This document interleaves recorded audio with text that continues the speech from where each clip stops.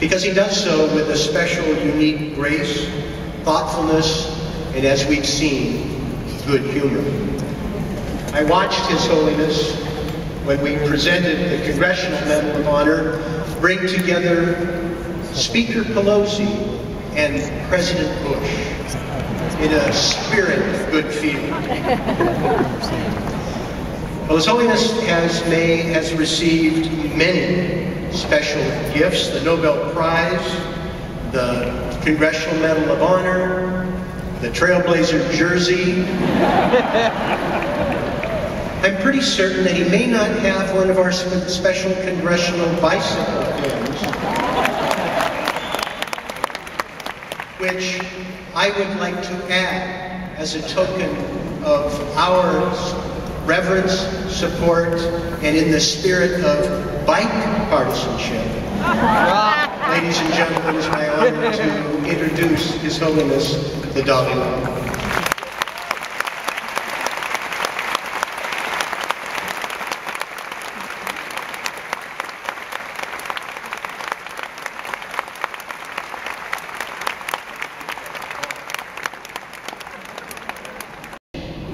Which brings some sort of happiness, some sort of pleasure, some satisfaction to others.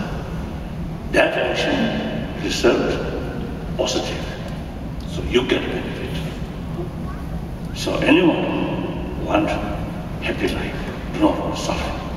So suffering very much harmful action. Satisfaction, happy experience, very much with helping others, action. Any action which helping others. So use that kind of philosophy, that kind of concept, again strengthening practice of love. Okay. So therefore, all religious traditions, they carry the same message. So that's the basis of unity, harmony among the religious traditions. Different philosophy is necessary in order to satisfy people with different mental disposition. Okay.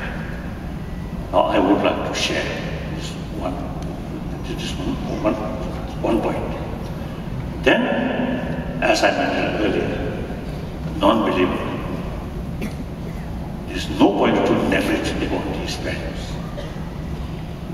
Now here, this morning also we touched materialistic life.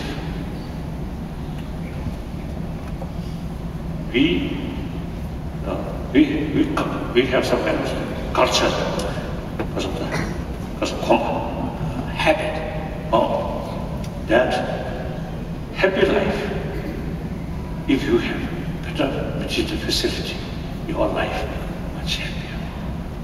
From him now is better. But in any way, my main reason is Tibetan Buddhist tradition, which come from Nalanda tradition. I think almost the best institution through at least several centuries, you see, remain as a real learning center about Buddhist philosophy. So our tradition comes from that. Because the introducer, Buddha Dharma in Tibet, was one of the top scholars of that institution, 8th century. He invited by Tibetan emperor.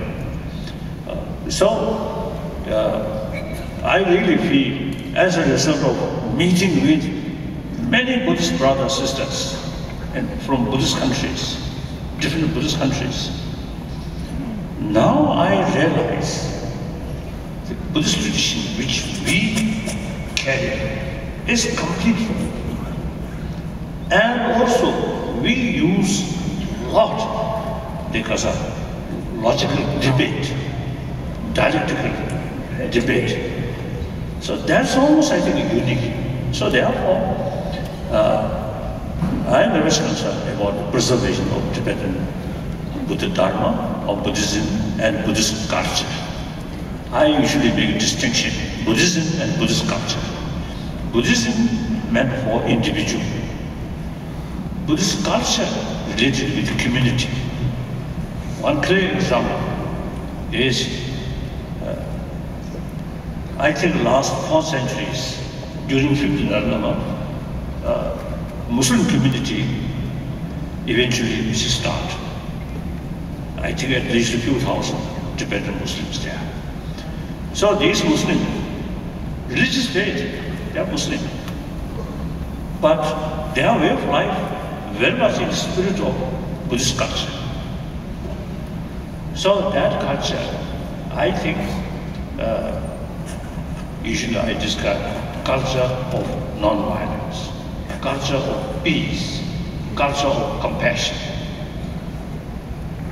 So therefore, that kind of culture is something really useful for preserving. And particularly nowadays in China proper, Buddhist population now in China, around 400 millions.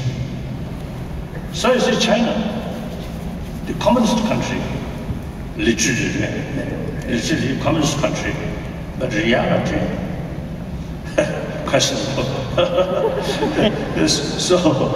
So you see there, I think the biggest Buddhist population now in China, like that. So therefore, preservation of Tibetan Buddhism also, you see, immense benefit to those Chinese Buddhists.